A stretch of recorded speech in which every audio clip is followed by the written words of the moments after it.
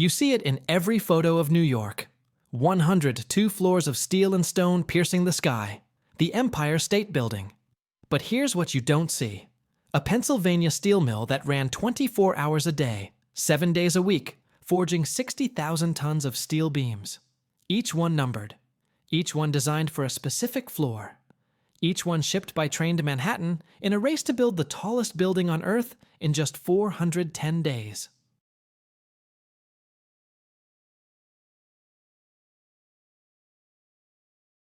(1930) The Great Depression.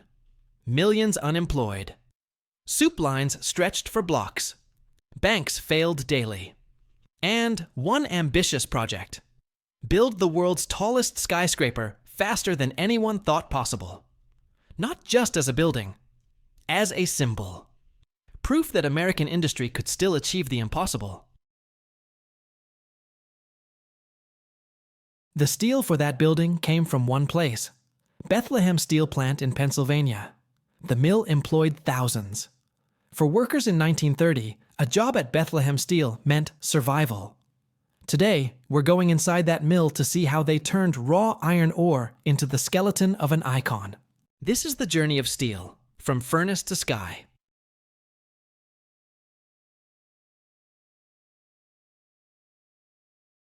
It starts underground. Iron ore mines in Minnesota and Michigan. Massive deposits of reddish-brown rock containing about 60% iron. Miners blast it loose, load it into rail cars, and ship it east to Pennsylvania. Hundreds of tons arrive daily at Bethlehem Steel. The ore enters the blast furnace. This isn't a furnace in any normal sense. It's a steel tower 10 stories tall, lined with heat-resistant brick. Workers load iron ore, coke, and limestone through the top. Superheated air blasts in from the bottom at 3,000 degrees Fahrenheit. The coke, made from coal, burns intensely. It reaches temperatures hot enough to melt rock. The heat separates iron from oxygen in the ore. Carbon monoxide gas rises through the charge, pulling oxygen away from iron molecules. The chemistry is violent, but precise.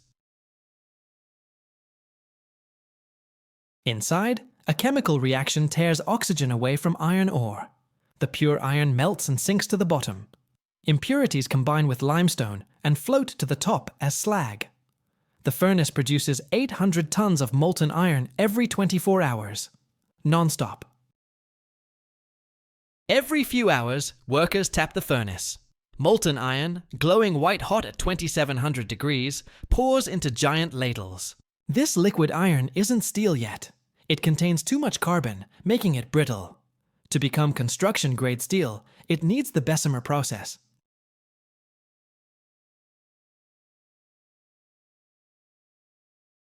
The molten iron pours into a massive egg-shaped converter. Compressed air blasts through the liquid metal from below. The oxygen in the air combines with excess carbon, burning it away. Flames shoot from the converter's mouth. The metal inside boils and churns. In 15 minutes, the carbon content drops from 4% to less than 1%. Workers tilt the converter and pour out liquid steel. This steel is stronger, more flexible, perfect for construction. But it's still just molten metal. The real work begins now.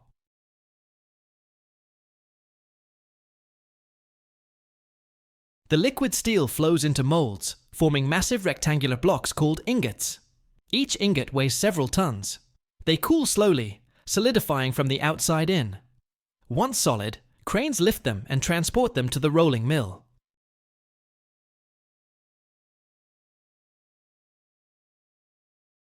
The rolling mill is where shape happens.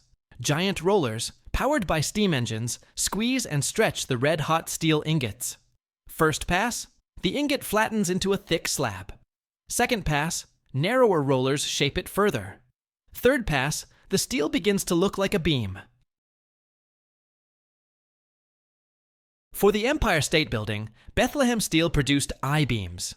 These have a distinctive shape, a vertical web with horizontal flanges top and bottom.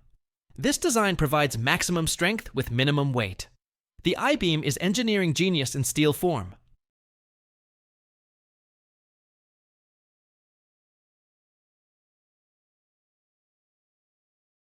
Why this shape works. The flanges resist bending forces. The web connects them and resists shear. Together, they create a beam that's incredibly strong for its weight. A 12-inch I-beam can support loads that would crush a solid steel bar of the same weight. Creating the I-shape requires precision. The steel passes through specially designed rollers that press the flanges while supporting the web. Temperature matters. Too hot and the steel deforms incorrectly. Too cold and it cracks. The sweet spot is 1800 degrees Fahrenheit. Workers monitor constantly, adjusting roller pressure and speed.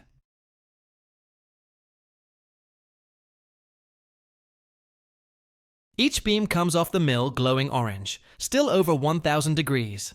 They're placed on cooling beds where air circulation brings the temperature down gradually. Rapid cooling would create internal stresses that could cause failure under load.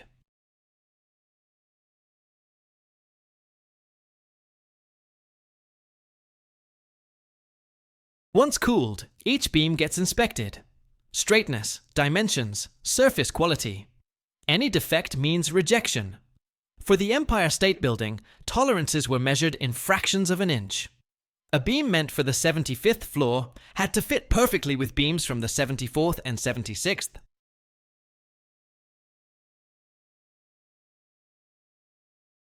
Here's where it gets remarkable.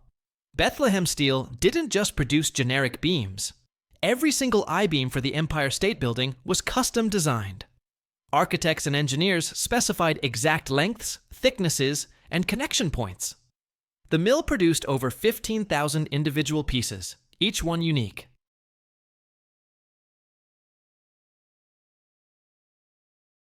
Workers stamped identification numbers on each beam. These numbers corresponded to architectural drawings showing exactly where that beam belonged in the building. Beam number 4732 goes on the north side of the 47th floor, column 3, position 2. This system was revolutionary. It meant construction workers in Manhattan could grab a beam, check its number, and know immediately where it went. No guessing. No trial and error. Just precision. After numbering, the beams traveled by rail to New York. Special flatbed cars carried them to Manhattan. Some beams were 60 feet long and weighed over 2 tons. The logistics alone were staggering. Trains arrived almost daily with new loads.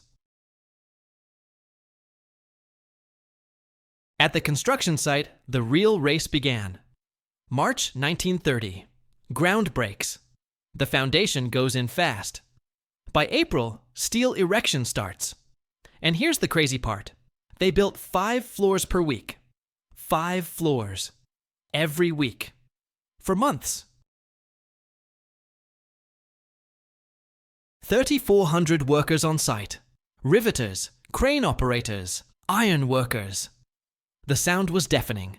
Riveting hammers pounded red-hot rivets into place, joining beams permanently.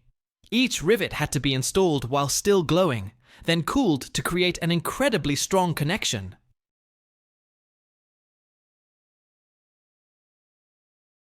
The steel framework rose like a skeleton, reaching for the clouds.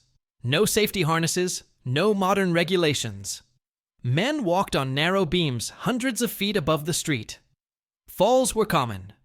The official count? 5 deaths during construction. A remarkably low number given the speed and height. The coordination between Bethlehem Steel and the construction site was absolute. Delays meant disaster. If steel shipments stopped, 3,000 workers sat idle. The costs would be catastrophic. But the beams kept coming, on schedule, every time. Bethlehem Steel ran 3 shifts, 24 hours, 7 days a week. The furnaces never cooled. The rolling mills never stopped. For over a year, that plant operated at maximum capacity, feeding steel to Manhattan. By September 1930, just 6 months after starting, the steel framework topped out. 86 floors plus the tower. The final beam, a ceremonial piece, was lifted into place with an American flag attached. Workers cheered. They'd built the world's tallest structure in record time.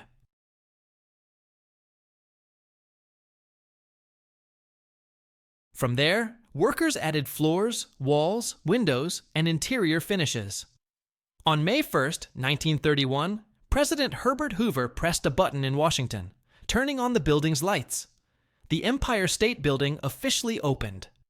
410 days from groundbreaking to completion. 60,000 tons of steel, 15,000 custom beams, all forged in Pennsylvania, all shipped to Manhattan, all lifted into place with precision. The building stood as the world's tallest for nearly 40 years.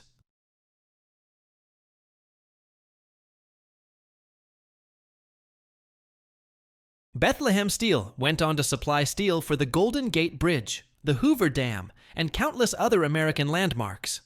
But the Empire State Building remained their crown achievement, a testament to what American industry could accomplish when pushed to its limits. The mill itself is gone now. Bethlehem Steel closed in the 2000s, a victim of foreign competition and changing economics. The massive furnaces are silent. The rolling mills stand empty. But their legacy stands tall in Manhattan. Every I-beam in that building started as iron ore pulled from the ground. It was melted in furnaces hotter than lava, purified in converters shooting flames, shaped by massive rollers, inspected, numbered, shipped, and lifted into the sky piece by piece.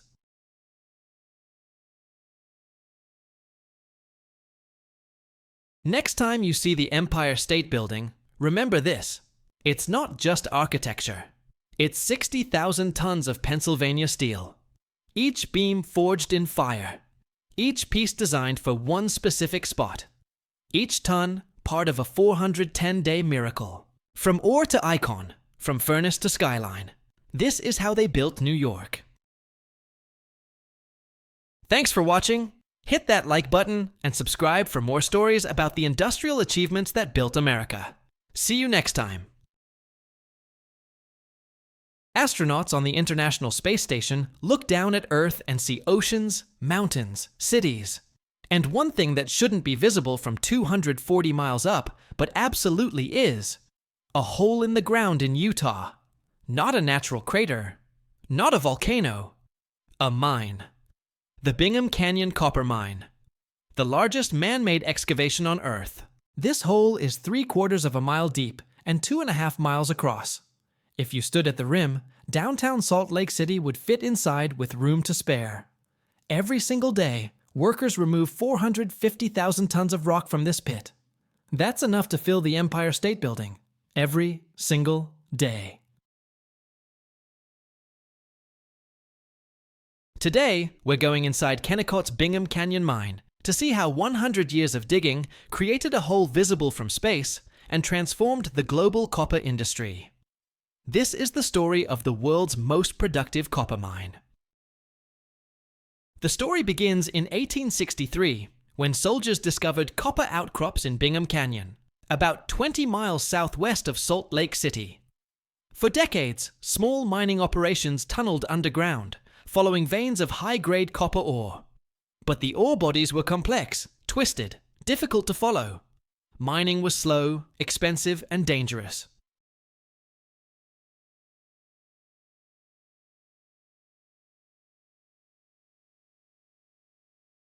Then came Daniel Jackling, a metallurgical engineer who looked at Bingham Canyon and saw something nobody else did. The entire mountain was ore. Not high-grade ore, only about 0.6% copper. Traditional wisdom said you couldn't mine such low-grade material profitably. Jackling disagreed.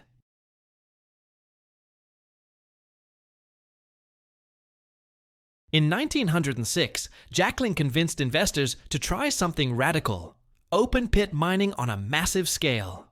Instead of tunneling underground chasing high-grade veins, they would remove the entire mountain, process astronomical volumes of rock, and extract copper from material everyone else considered worthless. It worked. The Utah Copper Company, which later became Kennecott, started digging. And they never stopped. For over 100 years, Bingham Canyon has operated continuously, 24 hours a day, 7 days a week, 365 days a year. Through wars, recessions, copper price crashes, even a devastating landslide. The mine keeps running. To understand the scale, you need to see it. The pit spirals downward in terraced benches, each bench 50 feet high. There are dozens of these benches, stacked like a giant amphitheater descending into the earth. The spiral road that trucks use to climb from the bottom to the rim is 22 miles long. 22 miles of switchbacks carved into solid rock.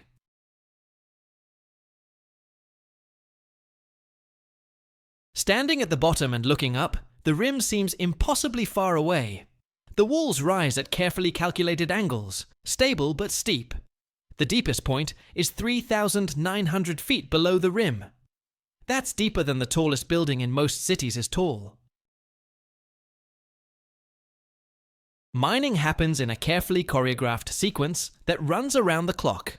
It starts with drilling. Massive rotary drills, mounted on tracked vehicles the size of houses, bore vertical holes into the rock. These holes are 40 feet deep and about 7 inches in diameter. Workers drill hundreds of holes in a precise pattern across a blast area.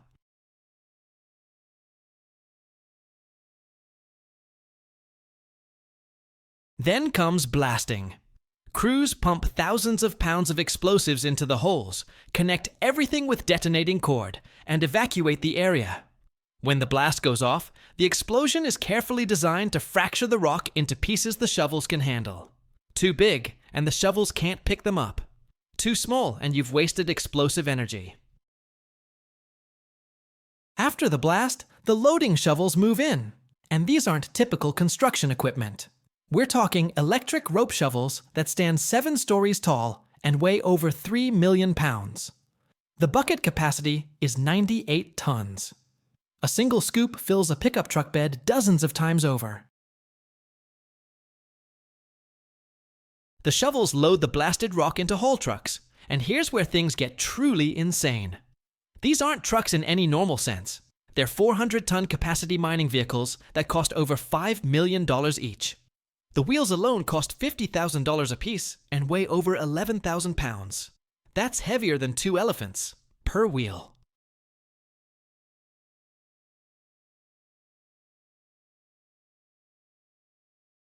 A loaded truck weighs roughly 800 tons.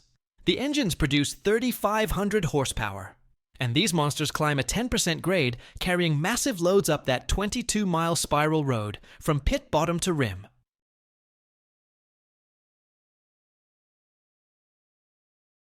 Bingham Canyon operates roughly 29 of these trucks continuously. They run in a precisely coordinated ballet, each truck on a schedule, each driver in constant radio contact with dispatch. A single breakdown can disrupt the entire operation because the shovels need to keep loading and the trucks need to keep hauling.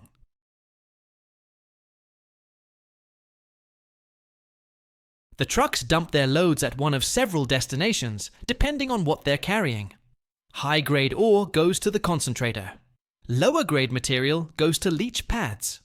Waste rock, which makes up about 60% of what comes out of the pit, goes to massive waste dumps that have grown into mountains of their own over decades of mining.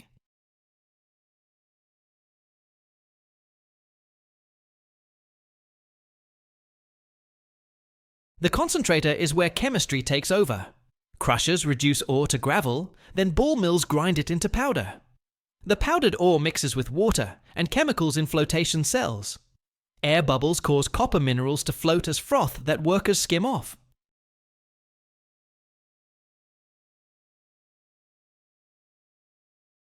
This concentrate, still only about 28% copper, travels by pipeline to the smelter.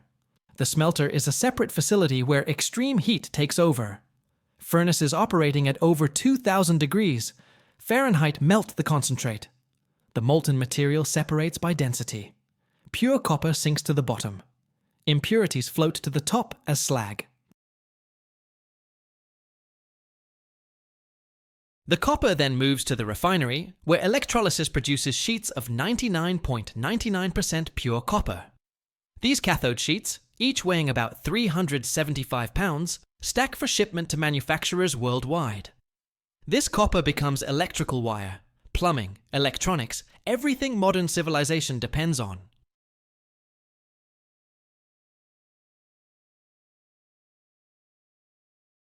But Bingham Canyon doesn't just produce copper. The ore also contains gold, silver, and molybdenum. The mine has produced over 19 million tons of copper, 23 million ounces of gold, and 190 million ounces of silver since operations began. That's roughly 20% of all copper ever produced in the United States. The mine's history includes one of the most dramatic events in modern mining. On April 10, 2013, geologists monitoring the pit walls noticed accelerating movement. Cracks were forming. Rock was shifting. They ordered immediate evacuation of the entire pit and surrounding areas. On the night of April 10th, the largest landslide in modern North American history let go. 165 million cubic yards of rock, nearly twice the volume of the original Hoover Dam, slid into the pit. The ground shook like an earthquake. Dust clouds rose thousands of feet into the air. Seismometers detected the slide hundreds of miles away. Miraculously, nobody was hurt because of the early evacuation. But the landslide buried equipment worth tens of millions of dollars and reshaped the entire pit. Kennecott spent over a year removing slide debris, stabilizing walls, and rebuilding access roads before full production resumed.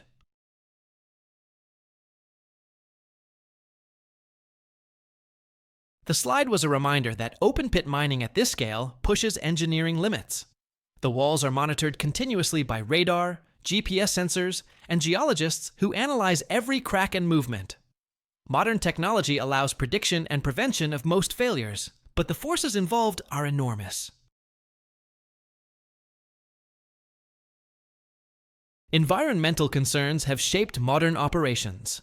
Bingham Canyon produces massive waste. Tailings ponds cover thousands of acres. Waste rock piles form artificial mountains. Kennecott has invested billions in environmental controls. When depleted areas close, reclamation begins with reshaped slopes, replaced topsoil, and native vegetation.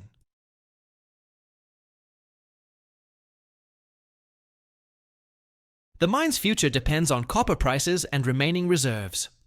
Current projections suggest Bingham Canyon could continue operating for another 20 to 30 years. The pit might eventually reach depths approaching 5,000 feet. At some point, the economics won't work anymore. The ore gets deeper, harder to reach, more expensive to extract.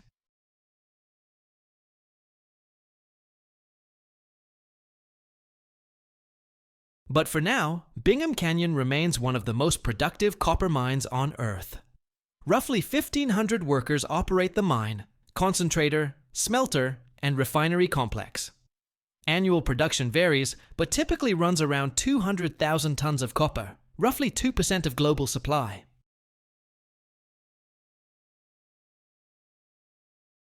From Daniel Jackling's vision of massive-scale low-grade mining to today's computer-controlled operations, Bingham Canyon pioneered techniques now used at open-pit mines worldwide.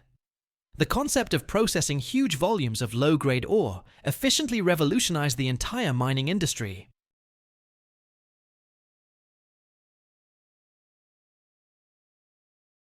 So next time you flip a light switch, charge your phone, or turn on your faucet, there's a decent chance the copper enabling that came from a hole in Utah, visible from space. A hole that's been growing for over a century. A hole that represents human engineering at its most ambitious and most audacious. From mountain to crater, from waste rock to pure copper. This is Bingham Canyon.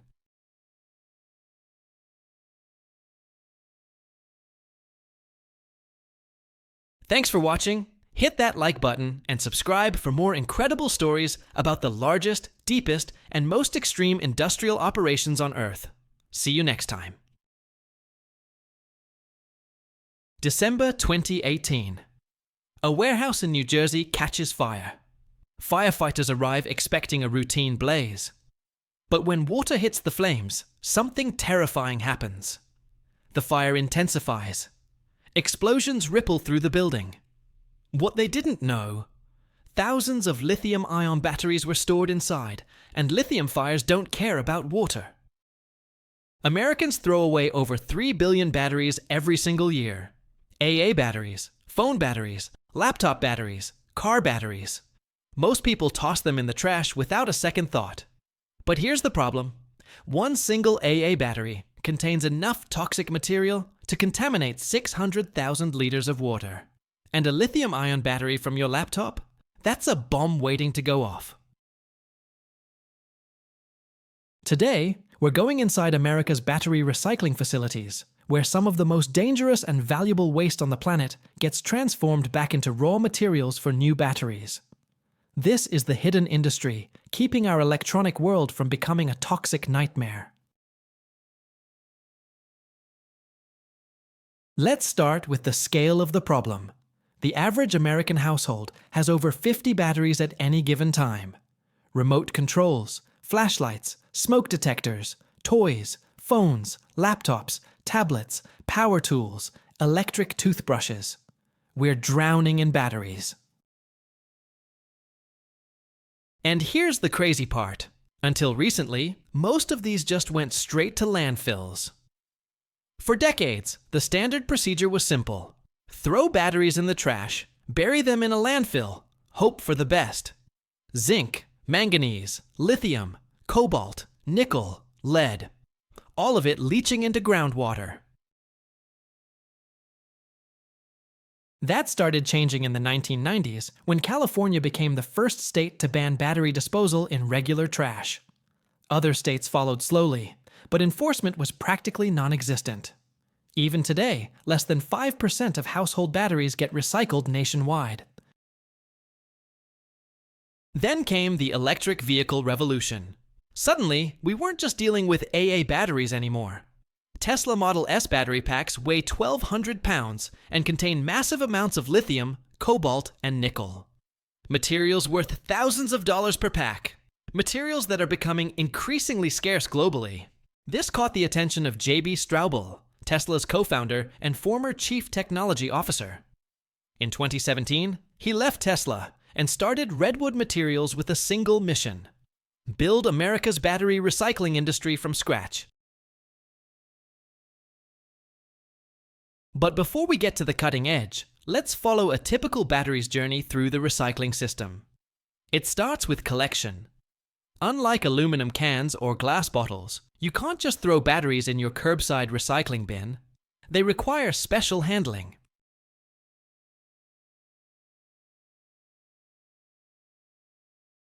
Retailers like Home Depot, Best Buy, and Lowe's have collection bins near their entrances. Call to Recycle, a non-profit organization, operates over 25,000 collection sites across the United States and Canada. Municipal hazardous waste facilities accept them. Some areas even have special battery collection events. From these collection points, batteries travel to sorting facilities where workers face an immediate challenge: identifying what type of battery they're dealing with. This isn't trivial. Different battery chemistries require completely different recycling processes. Let's start with the most common type: alkaline batteries. These are your standard AA, AAA, C, and D batteries. Inside, they contain zinc, manganese dioxide, and potassium hydroxide. Americans throw away 2 to 3 billion of these every single year. At a facility like Retrieve Technologies in Ohio, one of North America's largest battery recyclers, alkaline batteries arrive in massive Gaylord boxes, each holding thousands of pounds. Workers wearing protective gear sort them manually, removing any lithium or rechargeable batteries that got mixed in. One lithium battery in an alkaline processing line can cause catastrophic fires. The sorted alkaline batteries move to industrial hammer mills that pulverize them into pieces smaller than a 1/4 inch inside sealed chambers. Magnetic separation pulls out steel casings for steel mills. The remaining black powder containing zinc and manganese gets processed through chemical baths that separate and purify each element.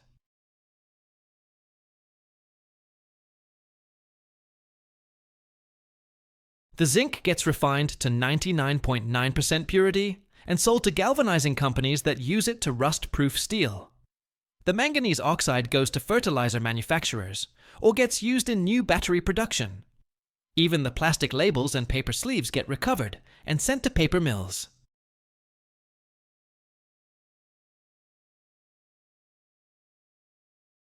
But alkaline batteries are the easy ones. Now let's talk about lithium-ion batteries. These are exponentially more dangerous, more valuable, and more complex to recycle. Here's what makes lithium-ion batteries terrifying. They store massive amounts of energy in a very small space.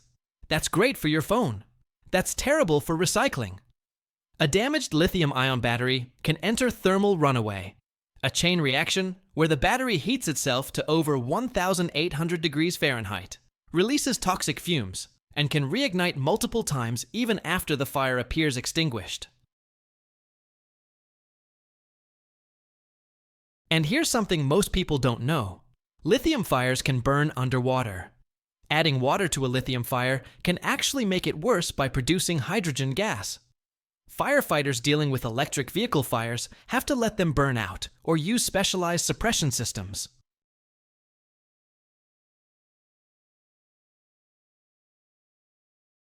This is why lithium-ion battery recycling requires completely different facilities. Li-Cycle, a company with plants in New York and Arizona, represents the cutting edge of lithium-ion recycling technology. When lithium-ion batteries arrive at Li-Cycle's facility, they come in special fireproof containers. Workers first discharge any remaining energy using controlled short-circuit systems in explosion-proof rooms. A fully charged phone battery still contains enough power to cause serious problems.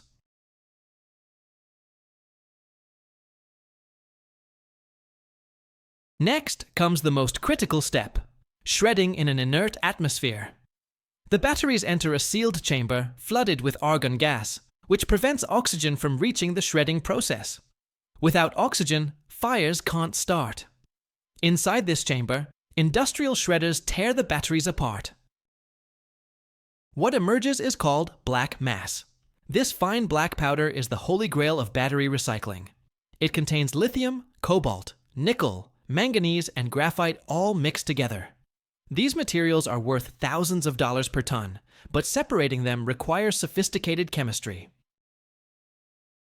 Li-Cycle uses a hydrometallurgical process, essentially precision chemical extraction. The black mass dissolves in specific acid solutions at controlled temperatures. Each metal precipitates out at different pH levels and temperatures, allowing sequential separation with over 95% purity.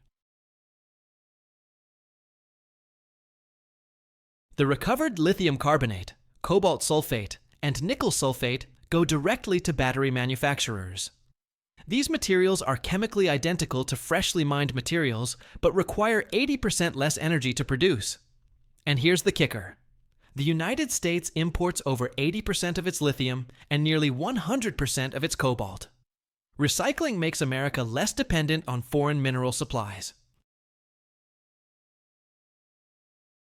But there's one battery type with an even better recycling story: lead-acid batteries. These are the batteries in cars, trucks, and backup power systems. And they're the recycling success story nobody talks about. Over 99% of lead-acid batteries in the United States get recycled. That's a higher recycling rate than aluminum cans or cardboard. Why? Economics. Lead is expensive, and a single car battery contains about 21 pounds of lead, worth $30 to $50 at scrap prices.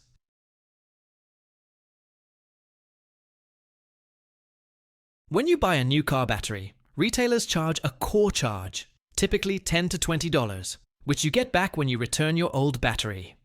This economic incentive ensures almost every lead-acid battery makes it back to a recycling facility.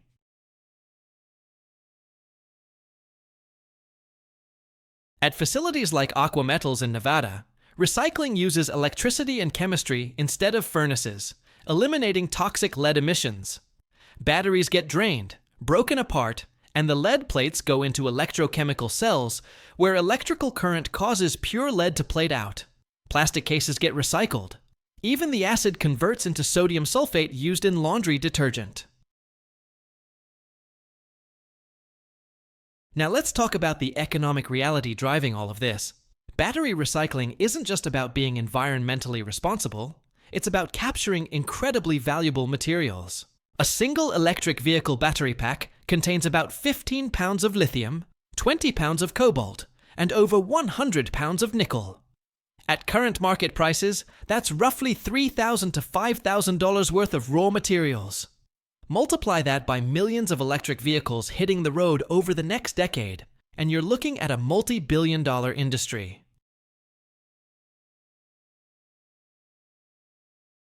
Redwood Materials, J.B. Straubel's company, already processes battery materials from Panasonic, Amazon, and Toyota. Their Nevada facility can recycle enough batteries to recover materials for 600,000 electric vehicle battery packs per year by 2025. They're not just recycling. They're building a closed-loop supply chain where old batteries become new batteries. Tesla has its own recycling program at their Nevada Gigafactory.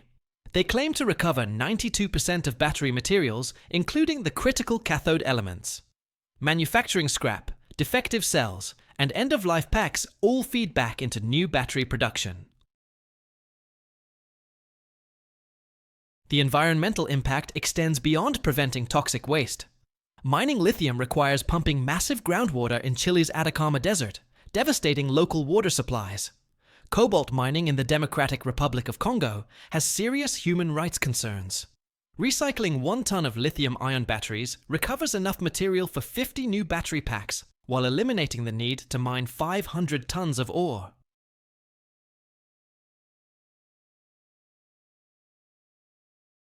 But here's where it gets complicated. Current lithium-ion batteries use cathode chemistries that will likely change dramatically over the next decade. Solid-state batteries, lithium iron phosphate batteries, sodium-ion batteries. Each chemistry requires different recycling approaches. Innovation continues accelerating. Some companies are developing direct cathode recycling, where the valuable cathode materials get recovered without breaking them down chemically. This could cut processing costs by 50%. Others are working on battery designs specifically engineered for easy disassembly and recycling. Modular construction, standardized connections, no adhesives, making recycling easier from the moment the battery is designed. Federal regulations are tightening too. The EPA is developing new rules for battery collection and recycling. Several states now require battery manufacturers to fund collection and recycling programs. California's proposed regulations would make producers responsible for recycling their own products.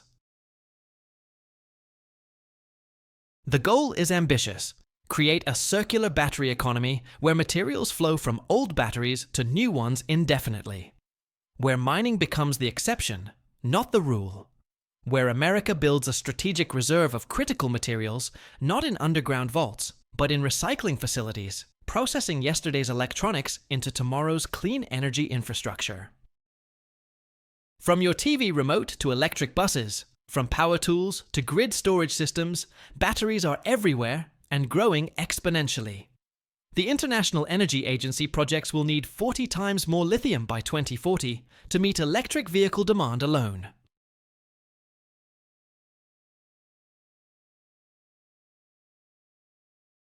We can't mine our way out of this, but we can recycle our way forward. So next time you're about to throw away those dead AA batteries or that old phone, remember, those aren't just trash. They're valuable materials that belong in the recycling system. That alkaline battery in your hand contains enough zinc to rust-proof a square foot of steel. That dead laptop battery contains enough lithium to help power someone's electric vehicle. From toxic waste to tomorrow's batteries.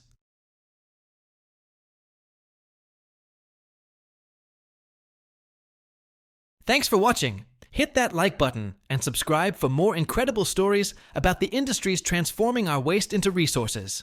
See you next time.